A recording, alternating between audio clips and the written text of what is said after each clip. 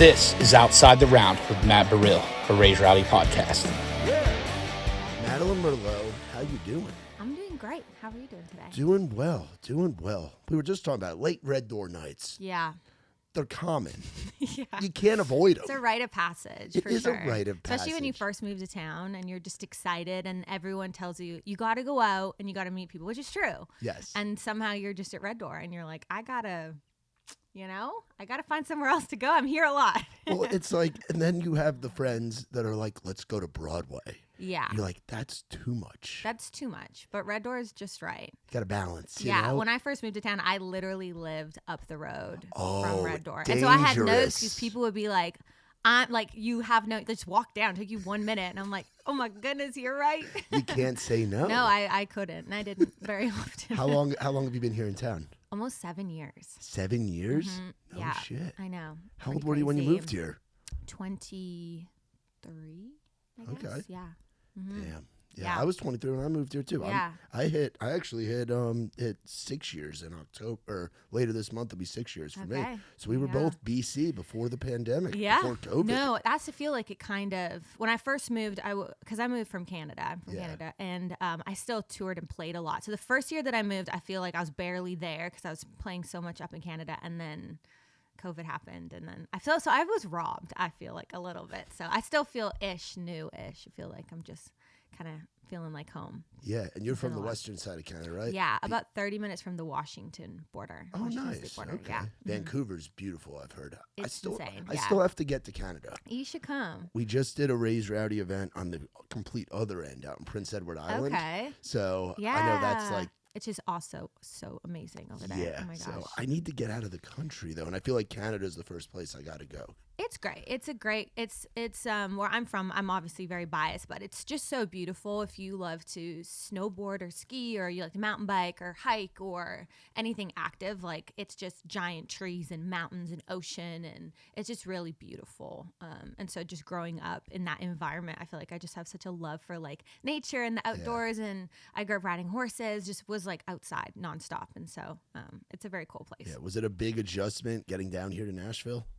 Honestly, so I moved from like literally my mother's basement to Toronto, which is wow. Canada's New York City. Yeah, So yeah. it was a huge change. That was like the biggest change for me because it was really busy and everyone was honking at me and, living in like a high rise condo with just a gazillion people and no one smiles or says hello. And so that was like The that rudeness of the city. Yeah, it was a tough transition. I was there, gosh, I think like almost 2 years, and I made like one friend and it was just hard. And then I packed a U-Haul and then moved to Nashville, and it wasn't like 6 months and I had tons of friends, and it was just a little bit slower, more friendly. Like the Southern hospitality was more similar to the small town that I grew up in. So that was a easier transition almost, which is crazy because it's a different country. Yeah, right. But Yeah. but the Southern hospitality is a real thing. So real. I remember I first moved and I was like trying to back into spot or parallel park, and this woman came out just kind of waving her arms, and I'm like, oh, I'm sorry, like I can't park here. And she's like, no, you just look like you needed help, which I did, of course.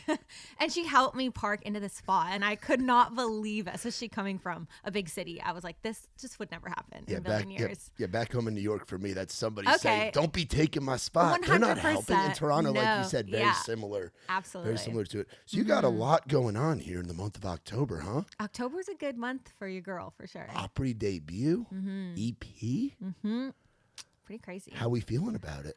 Feeling good. I'm really excited about the EP. I wrote my butt off for this project. I feel really proud of the songs and trying to marry finding my sound with just thought out lyric. And it's clever and it's cool and it's unique and it's very Madeline, so I'm really proud of that. And then Opry is just like, that's like goes beyond a music thing. That's like a life thing, just dreaming about this career my whole life. To step on the Opry stage is going to be pretty huge. Yeah, when you say it's very Madeline, what is? Yeah. So we're just getting to know each other right Yeah. now. What does very Madeline mean? How would you describe what the Madeline Merlo sound is? Yeah, I think it's kind of a fusion of, obvious country roots with some pop kind of influences, an honest lyric that kind of will take you off guard. But like I said, it just feels clever and well thought out and intentional.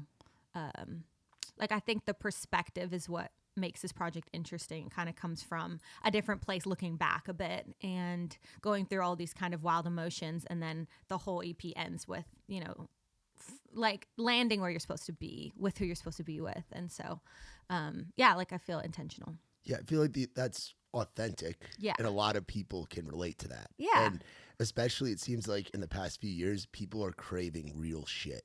I think so. Craving stuff that they can really, like the party stuff is great. And I'm sure there's some upbeat stuff in there too. Yeah. But the stuff where you're like, damn, that hit me. I feel that. For sure. Those are the songs that stay with you, that, you know, really make a lasting impact. And I mean, I'm a music lover first. I think, you know, we all are, especially, you know, if you're moving to Nashville, there's a reason. Usually music is, you know, one of the reasons why you're here. And so just remembering like, oh, these songs made me feel this type of way or feel very heard, or you find your story in it. I think that's the goal of every songwriter, is to get in the room and how can I create this story or write my story and other people can insert themselves into it. Feeling like known and understood, I think, is what is so cool about music. Yeah. What were some of those songs for you? Gosh, I mean, so many. I think like Casey Musgrave, Same Trailer, Different Park. She changed the game, dude. That whole record, Yeah. I was like, it's too stunned to speak. I remember just thinking, this is the coolest. It was clever and just was so honest, and I loved that record so much. It was amazing. Yeah, she had like a wit to her where you're like, she would just sneak in little lines, be like, Yeah. did she just say that as a country artist? And it was like very ahead of its time. Just exactly. Just artists that paved their own way. Sam Hunt is another one. Montevello, just like sonically too. I couldn't believe like what I was hearing. I'm like, this is an interpretation of, you know, country music done in a complete new way. And what's cool is that Zach Crowell, who produced that record, he was like at the top of my producer list, and he's my producer now. No shit. Yeah, I literally wrote down, I'm a very intentional person with, like for the Opry, I have a bottle of champagne with a sticky note that says Opry debut. And I put it in my house and I have it there, like setting goals and accomplishing them. And I think it's like important to just put that energy out there and have something to work towards. And I would write down like producer lists or, you know, goals. And he was at the top of my list, which is so crazy. Yeah, what do they call that? Manifesting, right? Yeah. I've heard that term a lot. Yeah, I've never done it before, but it sounds like something that it's working. I think it's just like positive affirmations and stuff too. Like I'll write down like, you know, I will get a gold record. I will be happy. I will feel peaceful. And it's life stuff too. It's like I mix in obviously career goals, but it's like, you know, I will meet the person I'm supposed to be with and stuff like that. I think it's just you're like putting it out in the universe. Yeah, and then it's also like keeping you kind of focused. Yeah. Keeping you focused, because in this town and in this music life, it's important to have some, obviously be aware of what's going on around you, but have some blinders on and be the best version of yourself, because your path is going to be different than another artist's path or another writer's path or something like that. I know. It's so true. I feel like for me too, when you listen to, you know, what's really popular, and then you look at your own music and you're like, oh, mine doesn't sound like that. But you're trying to be focused because they're doing their thing. They're really good at doing their own thing, and I'm good at doing my thing. So the time will come when my music, you know, goes into that zone. Yeah. But to try to like, oh, shoot, I should write this kind of song because it's doing really well. That kind of mentality gets a little crazy there. And that's what's important about having a good team and having a producer like Zach, like sure. having a team like that, because I equate it to like when you watch horses kind of run around the track and they're grinding. They always wear those blinders on there. You need the job. Exactly. You need someone. You need the team that puts the blinders on and helps you with that. Because if you're in it by yourself, it is daunting as hell. It is dark, tough. spirally. Yeah, and every artist, every creator goes through that until they sure. have their team, until they have their family that's on the grind with them. Oh my gosh. And I think too, like having people that encourage you, which is like so silly. I mean, I think we all deep inside are just kids that want to be told we're doing a good job. But like, you know, whenever I feel like someone's doing, I don't know, whether I know them really well or not, or I'll see, you know, on Instagram, like they post a song that's really great. I'm always intentional about reaching out to them and being like, that song is so good. And those little nudges in the right direction are so important, I think. And so having a team that's like, hey, this is your best song yet, or like this video turned out, I don't know, you need those cheerleaders in your corner to keep you going, because it can be really tough sometimes. Cheerleaders, and also being honest with you. Yes, for sure. Absolutely. It's important to not have just yes men around you. Yeah. Well, I don't think you get very far. You're just chasing Yeah, your own right? tail with that. I don't know. There's plenty of folks out there just like, yeah, that's great. When deep inside they're kind of chattering and they're not. It's important to have that. So how did you go about kind of finding the team that you got around you right now? Yeah, I mean, it was, I think, carefully curated too. I mean, I think you're right. It's a combination of people that are enthusiastic. You do need your believers. I think that's huge. Like when deciding, what publisher you're going to go to or what label you're going to go to, it's like, who do I feel like knows me, trusts me, and is going to, do their job to help me achieve, my dreams. And I mean, Zach is a great example. He's so encouraging, and you're doing, like, there's no one else that inspires you more when you're doing a vocal. He's like, oh my gosh, it's so good. He's so encouraging, but he's also like that. No, I don't like that. So he wouldn't even reply to the song if he didn't like it. Like, he's also harsh at the same time, and that's the great combination that you need. I call the no reply the Nashville no. Yes. That's like the Nashville no. Yeah. We I'm get like, just following up. Did you see this? I think it's cool. And then he'd be like, okay. But you've gotten to work with some amazing folks too, as far as on the artist side, like Dustin, Jelly Roll, like the team, the family that you get to be a part of, so cool, label wise, and folks like that. What's all that been like? It's been amazing. I mean, Jelly is so great and what so encouraging. What an incredible human! Like, he really is. I want him to like run for office. No, one day. honestly, like he's. His shows are like you're at like a church service. 100%. We go to a lot of festivals. Yeah. And he's happened to be at a lot of those festivals. And the way that he just impacts a crowd. It's unlike anything. Yeah. It really is so cool. He is such a special guy because there's this feeling like he can't believe that he's here. This incredible humbleness that him and I feel like his wife has it too. They both look at each other. They're like, "How is this happening? How are we selling out Madison Square Garden? Yeah, like how is this happening?" And it's so palpable. And he walks in the venue and he's high fiving the security and like the venue staff. Like he's just that kind of guy. I think he's really grateful to be there, and people are attracted to that. Like when you feel like you made the right person famous, it's like that kind of feeling. But I mean, we played a show together this year in Detroit, and I sing background vocals on one of his songs, To Kill a Man, and he brought me up, and literally in the second verse he just talked about me. He was like, Madeline is incredible, and like you guys are my fans, and like you guys need to lift her up, and she's an incredible singer. Like he just gave me my flowers in front of a crowd of people, and I've like never had that done before. And he's a real deal. Yeah, there's so much of like bringing the next person up. Like someone reaches a level and then puts their hand down and says, "Hey, I'm gonna bring you up." And huge. He's one of those guys that does that. And there's so many guys and girls that do that, and that's such a huge part of this thing and this community. For sure. I mean, it's so hard. So something like that, like I'll never forget that, no matter what. So, definitely a mental note, like when I get to where I'm going, to make sure to do the same thing to other artists and stuff. Yeah, it's just a culture. So when did you start? So you started coming here young, right? Yeah. I started, I think I was like 15 or 16, started coming and writing songs, bad songs, of course. And then I would record them usually down here and then release them up to radio and stuff in Canada, and then have a pretty cool career up in Canada. Yeah, what does 16-year-old Madeline do? What are her thoughts in Nashville? Because that's going back. So doing some math in my head, you're what, 29, 30? Okay, so that's going back. That's what, 2011, 2012. So Nashville's just kind of booming. Yeah, at totally, that point, for sure. I mean, it was all about the songs. It was all about writing my little bad song. Unfortunately, I've been doing this so long, putting up music so long that, some of these songs are still on the internet, which I'm like, this is so cringy. I wrote this at 17 about. It's good to go back and see where you started to see where you're at. It's like it's a timeline, honestly. It is. Yeah. And the back catalog, those streams count too. Okay. People go back, honestly.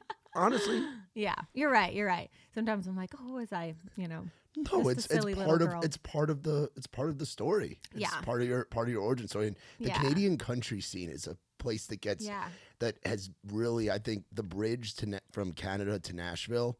I equate it to like Canada is like the new Texas. Yeah. To where Canadian country, the festivals that are up there, the love and the the power of Canadian country radio. Yeah. Supporting its homegrown artists. Yeah. Is so huge. It's unlike anything else. It really is. It was an incredible place to learn, and you're right, the festivals up there, and there's just so many rural parts of Canada. It's a thing. I mean, you don't maybe really think of it as being like that, but it's a ton of people that live that lifestyle that love this music. Letterkenny's real. Yeah. Trailer Park Boys is real. Schitt's Creek is real. Yeah, exactly. It's all that stuff. So, but yeah, it was an incredible, and it is an incredible like industry to me. I feel very grateful to, have heard my song on the radio, and I was up at the CCMA Awards a few weeks ago, nominated for Female Arts of the Year, and get to perform and deal with like stressful situations and big festivals and all of those things to kind of like learn and then come down here and be a fresh face. But I've got like a ton of touring experience and own my own equipment, and I feel like it's been such a blessing. Yeah, that's like we're tight with quite a few Canadians with Raised Rowdy. Like we're really close with like Josh Ross, with Owen Riegling, with all different folks that come from that world. And it's like they might be considered like new in like the US or the Nashville scene, but you guys and girls have really like gotten your chops up from all the years of going to Alberta, going to Ontario, going to all the different places and playing.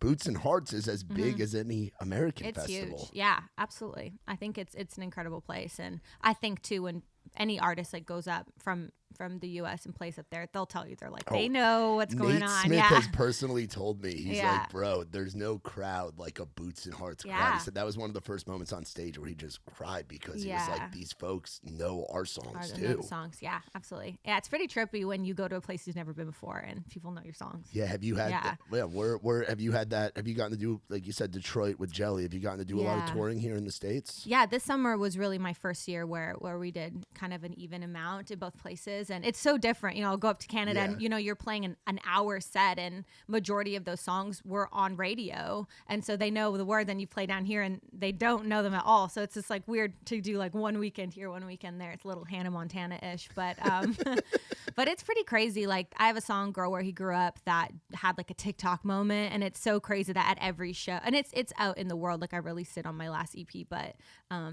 almost every show we play, like people know some of the words, so that like you just see the little hints of it. So it's still starting down here, and but it's really cool to play for new crowds and feel like you get messages after being like, never heard of you before, you've got a fan in me, and just do one fan at a time. There's something about winning a crowd over. Oh yeah, especially acoustic too. It's just like you and a guitar player, and you're like, okay, how do I get these people to pay attention? Going to a merch table and meeting a guy or girl, and making their night, making their week. Like for sure, they're going through something, and your acoustic set was a big moment for them. Yeah, absolutely. And they're like, whatever it is, whatever song it is, they're like, I needed that, or. Yeah, it's so special. It's really, really cool. Yeah, have you found a favorite part in the U.S. that you've gotten to go? Because there's so many like random places. I spent a lot of time out on the road doing like the tour manager thing back in the day. Yeah. So I've gotten to go to like Nebraska and Kansas and Oklahoma and South Dakota and all these random places. Yeah, I mean, there's so many beautiful places too. We got to play Watershed, the Gorge. I mean, I was like, this is the most insane place I've ever been. You just look out and see the abyss. Yeah. So that was awesome. That was really just so gorgeous. We played some shows in Georgia, like South Georgia, which was really cool. The Southeast does it a little different. The Southern crowd is like country music, like Mecca. For sure. Yeah, Detroit was really cool. We were just in Reno. We've done a few in Vegas and stuff too, which is like always Vegas, fun to do. Vegas, it's a fun weekend. I've never been to Vegas, but I think we're trying to go to NFR this year. Yeah, you should. And do some events out there during that.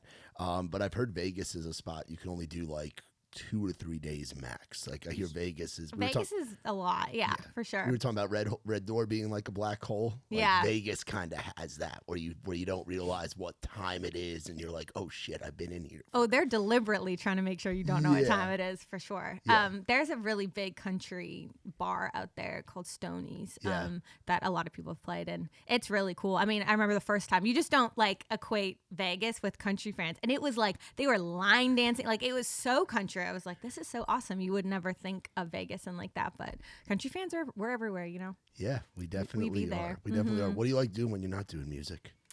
I like to be outside. I love to like hike and go swimming. I mean, I grew up with like a lot of lakes and just hiking and waterfalls and snowboarding and stuff. So I'm a very outdoorsy kind of gal, I guess. So I like to do that. I like to hang out with my friends, walk my dog.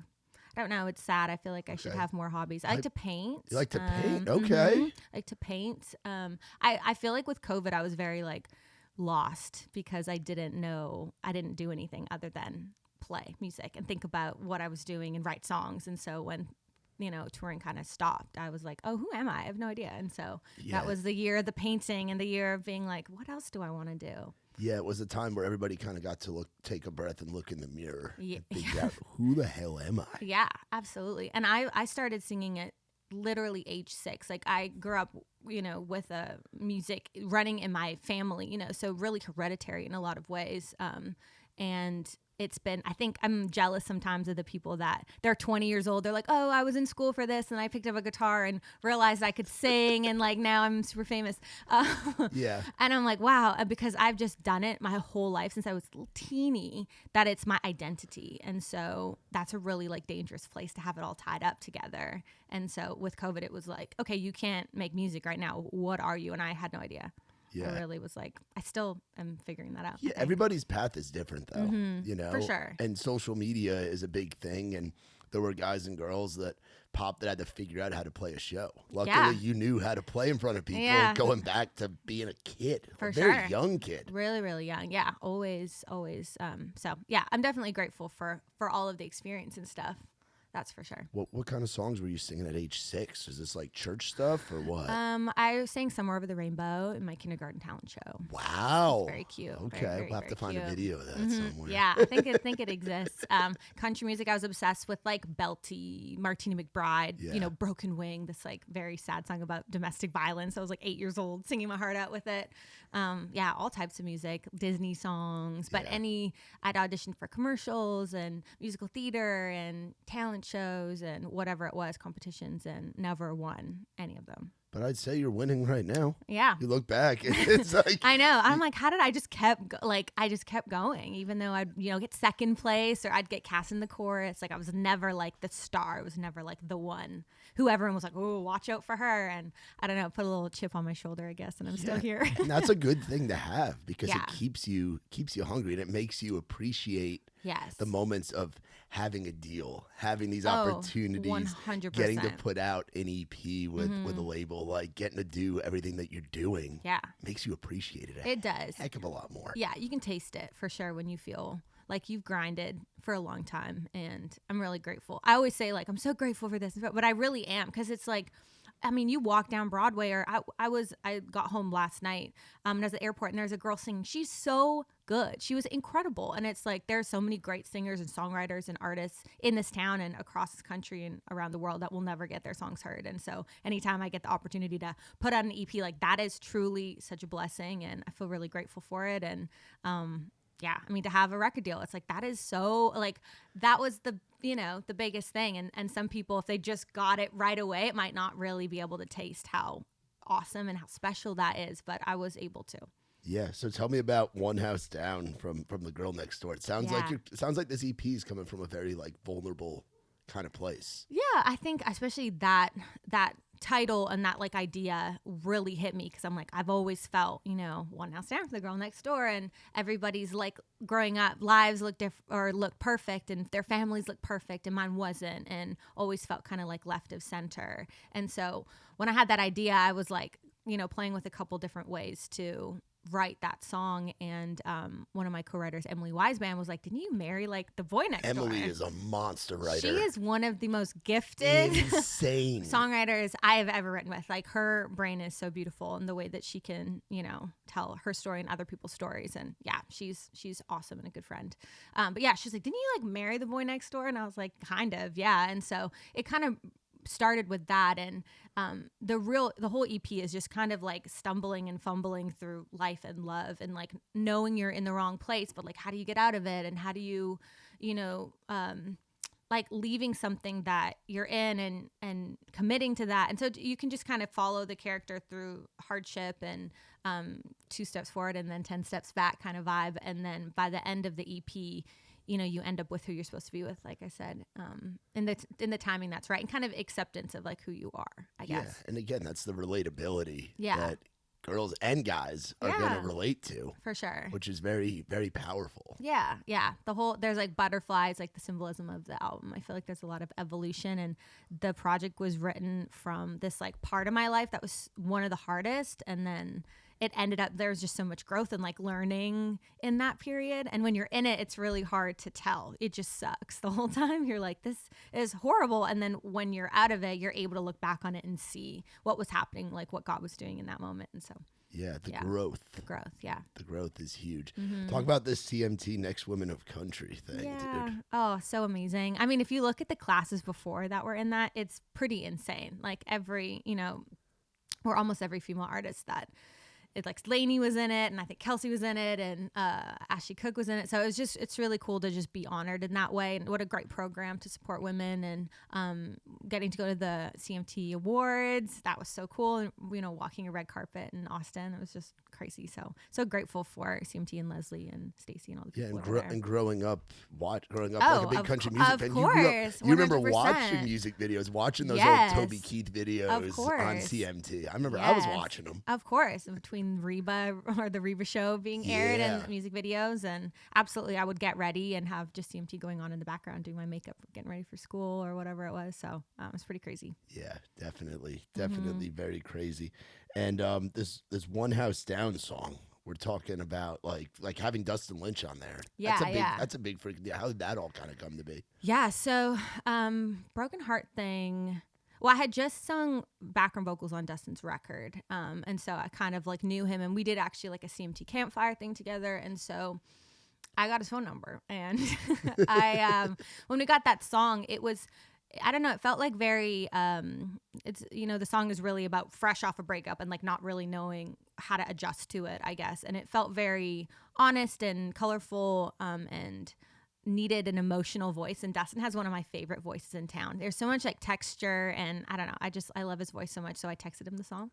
It's like, would you want to sing this? And he said yes, and I think it just totally took it to the next level, and he's another just salt of the earth, incredible person. And his live show, so good. Particularly, we saw him this past year at Country Concert up in Fort Loramie, Ohio, a big festival that we get to be a part of with Raised Rowdy. And he's like out in the crowd after the show. He's riding around in a side-by-side, like in the campground with everybody. Like he is just one of those guys that he really is. The live show is just incredible, and just bringing the party. But also, one minute you're crying, the next minute you're raising a beer in the air, and you're forgetting about all the chaos that's going on. For sure. He takes you on the whole journey with them. And he is one of the most positive people ever. Like, he walks in a room and he's so grateful and happy to be there and so excited to be with his band and playing the show tonight. And it's all real and genuine. Like, you can tell he was a kid that just loved to sing music and is just grateful this is his life. And you feel that when you watch him play. Like, he really, really wants to be there tonight. And I think the crowd reacts to that. Yeah. Yeah. It's cool to get to watch, like, be with folks that you remember listening to. Like, I'm sure you remember listening to Cowboys and Angels, of course, and fucking all those songs. I know. It's insane. I was like, if you would have told Madeline like 3 years ago that I'd have his phone number, I could text him that song, like, I wouldn't have believed you. It's just crazy. You really need to like take a step back and look behind and be like, wow, I can't believe I'm, at this place. To be able to do that, to have Dustin Lynch on a song, that's just crazy. Yeah. Have there been other like kind of like pinch me moments? I mean, the CMT, that was such a cool thing because I just remember every year though that list of women coming out and then watching them, go on to be superstars and stuff. So that was a huge pinch me. The Opry thing is going to be crazy for sure. There's been a ton. I mean, I'm really, Broken Heart thing's on Hot Country right now, which is so cool, which is like a big Spotify playlist. And so I'm like, that is an amazing, like, I feel like every like little thing I try to get as excited about that. But playing a show and there's a girl in the audience I've never been there for, and she's singing along to something. I'm like, how did you hear this song? Like, all that stuff is a pinch me moment. Yeah. And that's like the power of the streaming thing, which obviously it's kind of like, it's weird to not be going to Walmart and buying CDs anymore. Yeah. Like we all grew up spending our allowance money going and getting a CD. Do you remember like the early CDs that you would? Oh, of course, yeah. I mean, the Shania Up, I can like literally see it in my hand, like the cover with her with like the white tank top on, and going to the store and getting to hear those songs the first time, like through, you know, the CD player or the car speaker or whatever it was, or making mixed. I burnt a lot of CDs. The burnt CDs. Yeah. That was one of my roles in high school. I was on the football team. Wasn't very good at the football thing, but I was the guy that would make the CD for like the weight room or like the pre-show mix. And just burned so many CDs. It's like the new aux cable. You're like was, the guy, yeah. It was like being on the aux and then getting to show your friends stuff that you think is cool. Yeah. That was a big part of it, too. My sister would make burnt CDs of like NSYNC and Destiny's Child and like all these like really cool pop songs too. And I would steal her CDs and like bring them to my friends and be like, look at this song too. And I'm like, you have to teach me how to do this. So it's so cool. Yeah. I mean, I'm grateful to have had that time to be able to go to the store and buy your favorite CD with your allowance. I think that's pretty cool. Yeah, I feel like our generation got to do some stuff that that kids nowadays kind of miss out on. Yeah, I mean, it's when you think about to have access to like every song ever at like a touch of a finger is so incredible. Yeah, and crazy. I mean, it just wasn't like that, you know, before. Yeah. So it is wild, cool. And it makes it easier to get your stuff out there. Yeah, I know. It's like, or TikTok, for example. It's like, it's so saturated. I think there's like a bazillion TikToks posted like a second or something. A crazy statistic. And that's a huge way people are marketing their music and social media in general. It's like you have the ability to put to every single day. It's like the modern day putting posters up on a street. It's like every single day you have the opportunity to market your stuff, but also it's like a billion other people are all marketing their stuff. We're all in this like canyon screaming like, listen to my song, so it's like oversaturated, but it's also so opportunistic.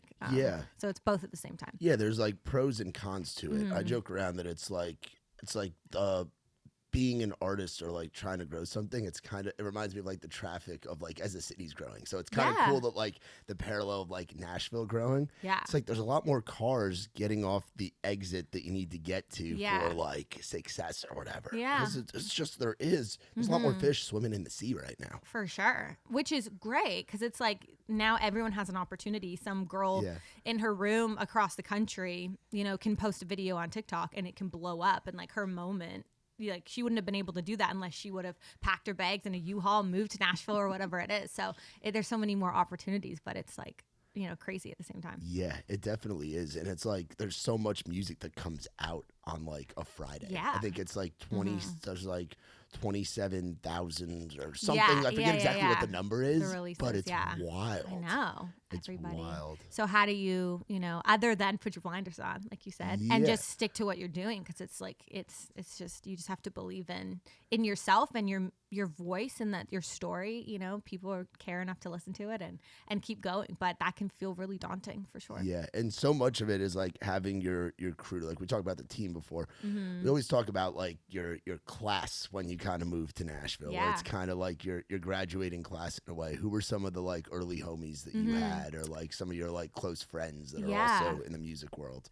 I mean, so many. It's so cool to like Tranny Anderson, songwriter, which is so great. Like I remember we've written tons of songs together and just being like, this girl is so flippin' talented. Like she is going to write the biggest song in the world, I swear. And then she does and writes, the Lainey Wilson. I mean, every like Lainey Wilson song it feels like. So she was the one that like just as a songwriter. Hannah Ellis is another one. Yeah. I remember writing with her when she like wasn't an artist and she was singing and I'm like, what do you mean you're not an artist? That's insane. Like, what are you talking about? And so, there's a bunch of us. And then coming from Canada too, I mean, Mackenzie Porter or Megan Patrick or two, where we all kind of came down here and you're like, okay, we're all doing this down here now. But like knowing and rooting for each other.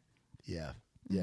And get, like you said, getting to see folks around you win as well. And it's like high tides raise all ships. And absolutely. And right now for you to be having like one of your moments, so to speak. Yeah. Right now when like we said, the barrier from Canada to Nashville, Canada to the US is it's easier than it's ever been. Yeah. In a way, like it's the perfect timing.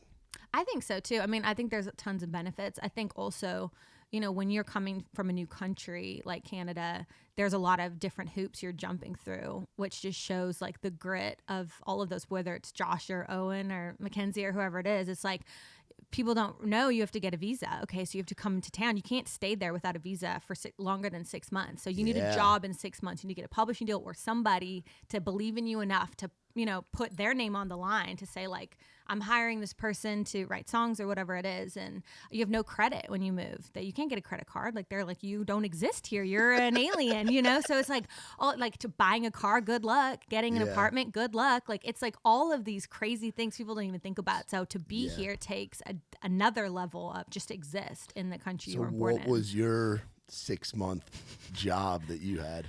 Well, I mean, you can't get a job. I mean, no one will hire you because you're not a citizen. So how'd you do it? So you have to harass everyone who will to write songs with you, to listen. Please listen to my songs. Like I remember, Ask Cat BMI, please set me up with rights. And like I was like, I need to get a publishing deal. I need a company to sign and sign my visa. And ended up getting one kind of like in the nick of time with Deluge, which I'm really grateful for them. For sure. But I mean, it's tough. It's tough. I remember I bought my car and they weren't going to give, they're like, you don't exist here. So you have no credit. Like, we're not going to give you this car, finance this car. And I was like, my car had broken down. It had no turn signals. Like it was like an old Suzuki that I drove down here. It was so run down. And I'm like, no, dog, you don't understand. Like, I can't drive this car. And he was like, I mean, I can't. And he had a framed photo of his daughter on his table. And I said, sir, do you have a daughter? And he was like, yes. And I'm like, play please. The daughter no, card. I did Good play the daughter. I'm like, call. please. And so he's like, okay, but I have to give you like an 18% interest rate. I'm like, okay. So I paid like the most amount in interest ever for this car that's like mid at best. But I was so excited that I just got to, have a car and getting an apartment. Like, I'm pretty sure I don't think that those were real documents that I gave them. Like, but it works. But you gotta hustle, you gotta do what you gotta do. You gotta hustle. Yeah, we've actually helped with signing some of the 01 with the 01 visas with Raise Rowdy, where we've gotten hit up. We actually helped out. I should have hit you guys up. We helped out. I think we helped out with Owen, and I think Owen and Allie Walker. There you go. Some of the recent Canadian imports. Yeah, we helped out. Write we some were letters and stuff. Yeah, we were like, they're playing our events. They're playing our writers rounds, and that was enough. Exactly. So it's like another whole added like layer. You're like, oh, to even exist here, you need to do all this work. You're like, okay, it's worth it. Yeah. Oh, it absolutely is. And it's so important too, because you have this great scene in Canada where it's like you could have stayed up there and just kept doing your thing, but to get to a certain level, it's like you have to be on the field to play. Yeah, and Nashville is that stadium that you walk into to play. Yeah, I mean, it's like for me too. I was like, okay, I want to write amazing songs. Where do you go? And it was Nashville. Like, how do you just hit your your potential, when you think, if you're like, okay, I want to be, the best baseball player or whatever it is, you're like, what school do I need to go to play the best baseball or football or whatever it is that you love to do? It's like, you have to set yourself up and put yourself in the right position. And sometimes it's harder to get there than others, but you got to be willing to do it. And just to hear there's this mythical land, Nashville, where people write songs for a living. Like, what an insane concept. Yeah, I know. It's crazy. There's only a few places in the world where you can do it. And this one definitely is at the top. Oh my gosh. And you go to some of these big writers' houses and their mansions with their pools and their cars. And you're like, wait, what? And they're like, I wrote, this song. And you're like, that's insane. It's like, it's this fraction of people that can like get to that level. But songs that are just like worldwide global hits, there's so much possibility with that, so yeah. It's inspiring. Did you grow up, speaking of being on the field, did you grow up playing any sports? I played soccer growing up, like into high school and stuff like that. And then I did dance and stuff, but I was mainly just interested in music. Yeah, I was in like a band in high school. Oh, nice. What kind of band were you doing? Well, we played like not really very good. We played, events at school and like the prom and stuff. It'd be like I don't even think we had a name. I think we had like a joking name. Like Blondie and the Blokes, or like we had like a joke or something, but we'd play just covers. And then we had a couple like original songs that we would write like after school. I honestly don't think they were very good, but I was doing whatever you could, whatever I could just to get on stage, to get on stage and be singing in front of people. Yep, that's the grind. That's for the sure. grind. What do you wish we had here in Nashville that you miss in Canada? Great question. So I know I think we're getting a Tim Hortons. I was going to say Tim Hortons would be pretty cool. I think Timmy's is coming. I've heard that. Timmy's is great. I mean, there's this thing called an ice cap, which is just like a frozen coffee, which is just so yummy in the summertime. So I definitely miss that. Geez, I mean, because we are a hockey city. Yeah, I was gonna say the hockey is there. Sushi probably. I feel like the sushi where I'm from is top notch. Yeah, you're West Coast. Yeah, you're right above Seattle. By the ocean. Yeah, yeah. It's fresh, So here the sushi, I'm like, I don't know. Yeah, we're a little landlocked. Yeah, a little landlocked, and different. I wish there was a little bit more mountains too. Yeah, like you could go to Chattanooga or like some of those places. My roommate goes on like all those hikes and stuff. Yeah, he'll just disappear for a few days. I'm like, dude, where are you at? And he's like, I went on this hike. I'm like, okay, just go backpacking through East Tennessee. Or it's something. beautiful though, like the Smoky Mountains and all that stuff is gorgeous. But I'm talking glaciers though. Like where I'm from is like where I would walk to school and I had these huge like I live next to what would be like a state park, like these huge mountains that are like snow capped all year round. So do you have like moose and like mountain lions and bears and shit, or what? It's sounding like you're living like National Geographic kind of stuff. You describe that. There was a lot of animals. There's a lot of bears for sure. We had like little baby bears would like climb in the trees like right outside my house, and I've seen a moose before, but not where I grew up. But like my elementary school was like we were like the cougars because there'd be cougars in the area, and then they'd be like, oh, kids can't come to school today. Like, there's a cougar, and they'll take a kid. A cougar is like, you don't want to mess around with that. So, but yeah, there's a lot of animals, lots of, nature for sure. Lots of nature. Mm-hmm. BC. Yeah. British Columbia. Yeah, it's a good spot. Is that the spot in Canada I need to go to, or should I be going to Ontario and like Toronto? I hear Toronto, Montreal. Yeah, Montreal's really cool too. They're all very different and have different things depending on what you want to do. Like the provinces are like the states where everything's kind of a little bit different. Yeah, exactly. Montreal's it's all French speaking. You kind of feel like you're in Europe, which is like a whole other vibe. But then Toronto's like New York. Where I'm from is like kind of California vibes. Oh, nice. Mm-hmm. That's cool. Yeah. So you get to go beaches and stuff like that. Yeah.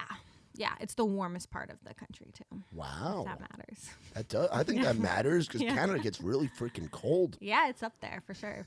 Yeah. It definitely is. Did you vacation in the States a lot? Yeah, I have a lot of American family as well too, military actually, which is really cool. Kind of like North Dakota, Nebraska based. But yeah, we would go to California, go to Disneyland, or kind of just down there. I don't think we went anywhere else though. Maybe we went to Palm Springs one time, but yeah, kind of just stayed on that coast. Nice. Yeah, I only went to Florida once. Everyone I feel like goes to Florida here. So. Yeah, I would do like it was like a rite of passage almost, the 15-hour car ride from New York to Florida. Did you like grow up in New York? Yeah, I grew up like 30 minutes outside the city. That's so fun. So and it's like I appreciate New York City more now that I'm away from it. Totally. Yeah, like a part of me was like, aside from like going to Yankee games and stuff, like, but then I look back and I'm like, I got to go to Broadway plays on field trips. Like, it's pretty wild. Cool. I know. It's this weird anomaly where you really don't appreciate things when you're there or when you're in them, when you have them. It's very bizarre. Like you can't see it. Like even when I go home, I'm like the mountains, it'll be a clear day and it's like everywhere you look are these huge mountains. And I'm like, are you guys seeing this? And my family's like, girl, we see it every day. And I'm like, you don't understand. It's so amazing. And so I'm sure that's how, like, if you've got family still there, they're like, yeah, it's the city, whatever. Yeah, no it's the city, whatever. To be that close to New York is epic. Yeah. Yeah. Yeah. Have you gotten to go into New York City and stuff? Yeah. I've been a few times. I love New York. Love. I could, in another life, live there for sure. Yeah. It's wild. It's crazy. There's 9 million people on like a little block of islands. It's just so alive. I don't know. There's just this incredible energy and everybody just, I don't know. It's like you're in a movie or something. It's got this really incredible spirit. I totally get why people, move from all over the country and world to live there. It's very, very special. The food is what I miss the most. The food is crazy. It's so good. The Italian food. And I always say my mom makes it the best. Yeah. And I'm not even Italian, but I say I'm not Italian. I'm not Jewish, but I grew up in the culture. So like the bagels, the the pasta. Oh, so good. I know the pizza. I'm still hunting for a good Italian place here too, because I have a very. Ones. Is there? Okay. There's some good ones. I've got a good. I'm actually Italian, which is weird. I feel like you should be Italian. I know. I'm Italian. I should be Italian. I got the little cross right here. Yeah. Yeah. Penne pase is really good. Okay. Oh wait, I have been there. They're good. That's pretty good. Yeah. You know when the old guy behind in like the kitchen area right there behind the counter, and you know he has like a heavy Italian accent. You know, it's about to be good. Pretty legit. Yeah. And then there's one that I just went to, Tutti di Gio. Okay. Tutti di Gio. There's actually one here in Hermitage, like in this area, and then there's another one in Hendersonville. Oh. And I went with my girlfriend the other day in Hendersonville. That's She's good. like, we got to go to this place. And there was a line. It opened at noon. Ooh, the line. There was That's a how line. You know there was it's a gonna line be on that rainy day, like right as that storm was coming through last week. And it was like there was a line of people waiting. I'm like, this place is gonna be good. And it was some of the best Italian I've had. Down Okay, here. I'll have to go. Yeah, there's some spots. We got good food here. Not the best sushi, like you said. Yeah. Oh, the food here is very good. Some for sure. solid spots. Where are some of the spots you like hanging out at? Because you've been in town for a while now, so it's like you've done the downtown thing. You were a Midtown girl. You've done that. Yeah. Like, what do you do now? I live in like the west side now, so there's not a ton. But I was gonna say Penny Plaza actually is really good. We've been there a few times.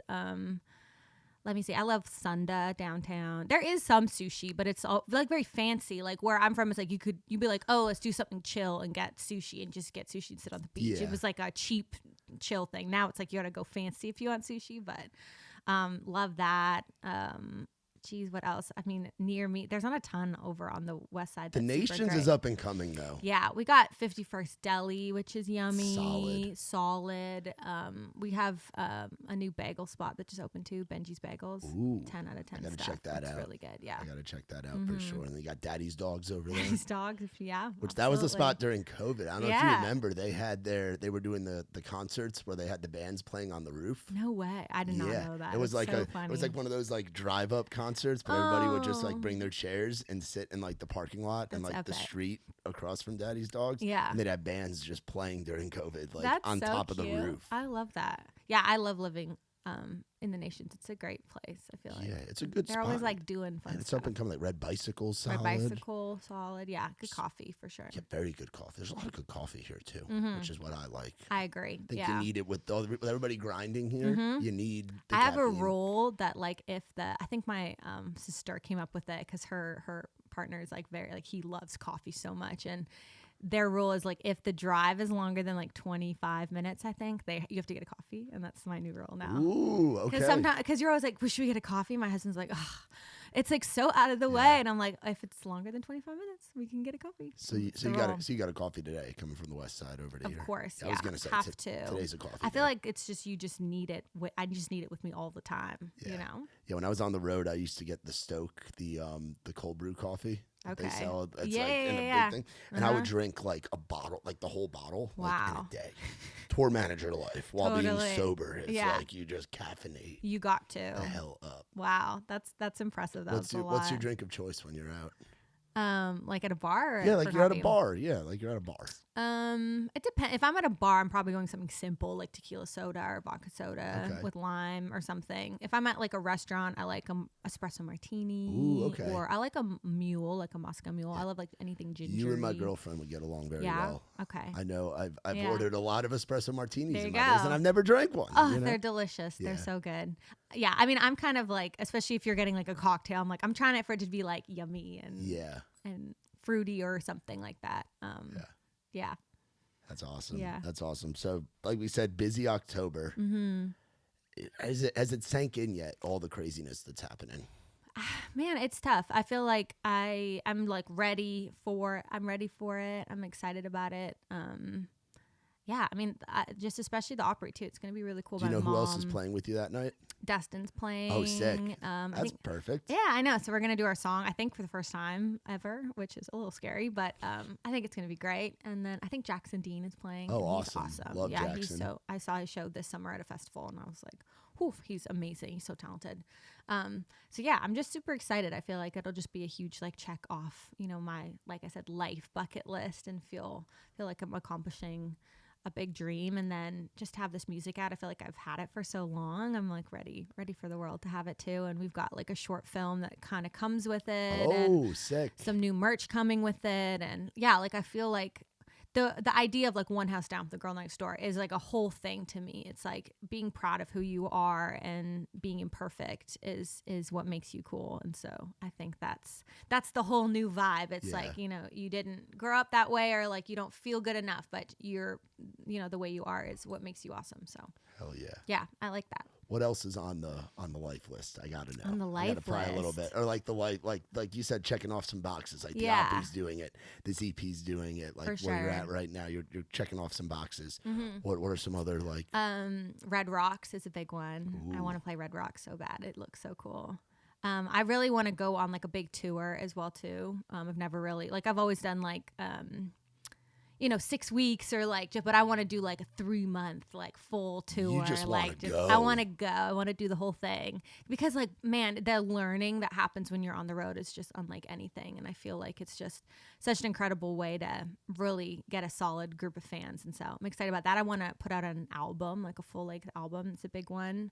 I want to do a lot of traveling too. Personally, I feel like I've only traveled, you know, work-wise. And so like within these last couple of years, I'm like, I went to Costa Rica, I'm going to Hawaii, and I don't bring my guitar, and I'm going to go and then like experience the world a little bit. So I want to go to Europe, I want to go to Bali, I want to go to a couple of places. So those are on the life. I think I want to have a baby. Hey, there you go. That's on the life stuff. Yeah, I mean, I don't know. I want to have a good combination, a good balance of like life and work, and write great songs that I'm proud of ultimately. I mean, it's so much out of my control, you know. All I can do is show up and do the work and work hard and write, like I said, my voice and my story, and hope people care enough to listen to it, and then live my life at the same time. That's all you can do. That's awesome. Well, I'd say you're doing a pretty good job at this life thing now, and hard work pays off, and good things happen to good people. Thank you. Great things are happening to you, and it's a testament to you and what you're doing and everything that's going on. So thank you. I appreciate you coming on and hanging out gosh, here too. Of course. And thank you. welcome to the. I don't think have we had you on a Raised Rowdy event? So no. We'll have to fix that at some point. That. We'll talk to the team over there and we'll make it happen. We do so many.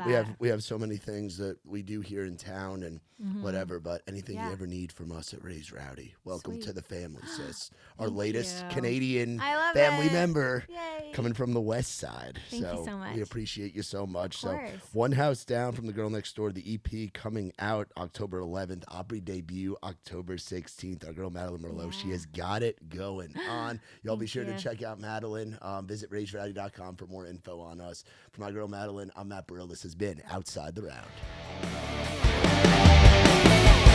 I ain't never been the kind for staying in one place for too long. I ain't never been the best at saying I love you to a girl I love. Only got a couple tricks up my sleeve. They usually just make them leave. So if